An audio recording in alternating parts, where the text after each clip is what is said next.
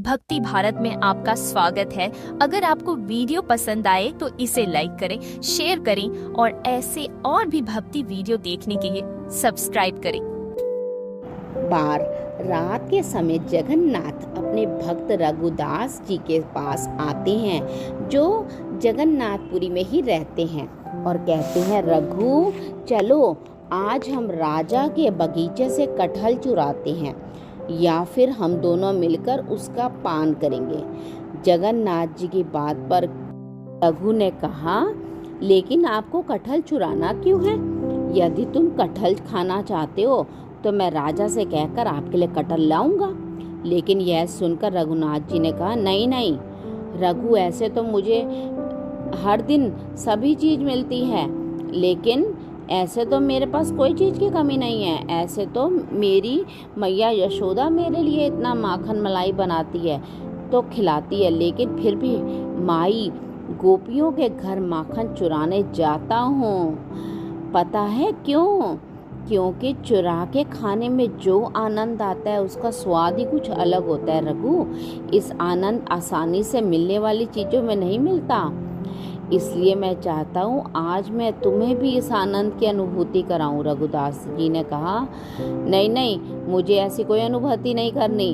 अगर आज राजा को इस बात का पता चल जाए तो वह आपको कुछ नहीं कहेगा, लेकिन मेरा क्या होगा ये सोचा आपने? रघुदास जी के बार बार मना करने पर भी जगन्नाथ जी ने उन्हें कटहल चुराने के लिए विवश करने लगे।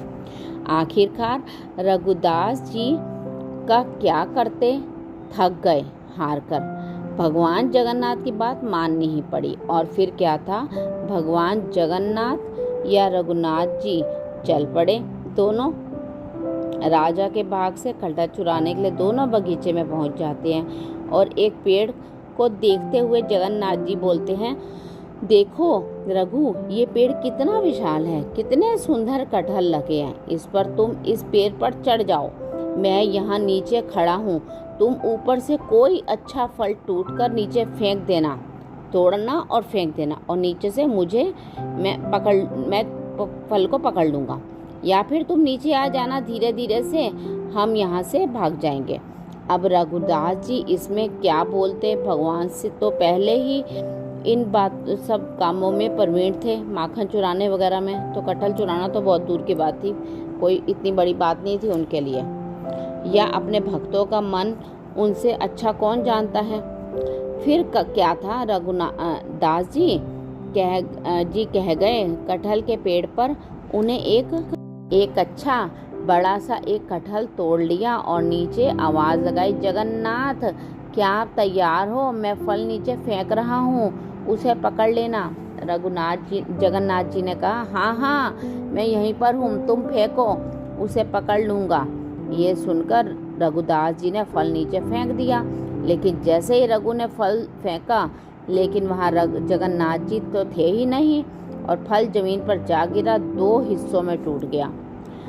जब राजा के सिपाहियों ने ये आवाज़ सुनी और उन्हें पता चल गया कि जरूर कोई कटहल चुराने आया है, ये सब दौड़ते हुए वहाँ आ गए।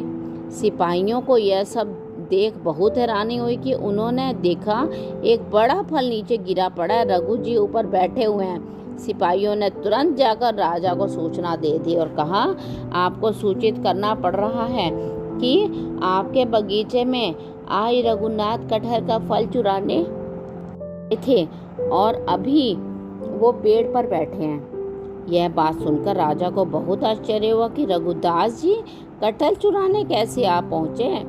ऐसा सोचते हुए राजा तुरंत वहां पहुंच गए। जब राजा ने जाकर देखा कि रघुनाथ जी पेड़ पर बैठे थे, राजा ने रघुनाथ जी को नीचे आने के लिए कहा। फिर राजा ने उनसे पूछा, मेरे प्रिय भक्त रघुदास जी, अगर आपको कटहल खाने की इच्छा थी, आपने इतनी रात को मेरे बगीचे में आने का कष्ट क्यों किया? अगर आप कहते तो मैं ये फल आपकी कुटिया में भिजवा देता। अब रघुनाथ जी क्या उत्तर देते? उन्होंने राजा को कहा, जगन्नाथ जी की सारी बात बता दी कि किस प्रकार जगन्नाथ जी ने उन्हें चोरी करने के लिए कहा था। फिर वो खुद मुझे यहाँ अकेला छोड़ गायब हो गए। राजा और सिपाही सब लोग हंसने लगे। जगन्नाथ जी और रघु जी की लीला का आनंद लिया। राजा भाव विभोर होकर रघुदास जी के चरण में पड़ गए और अपने इस बात से खुश होकर कि भगवान को मेरे बगीचे के कटहल इतने पसंद आए, उन्होंने पूरा बगीचा जगन्नाथ जी के नाम पर कर दिया। और आज भी जगन्नाथ जी को उसी बागीचे के कटहल का भोग लगाते हैं।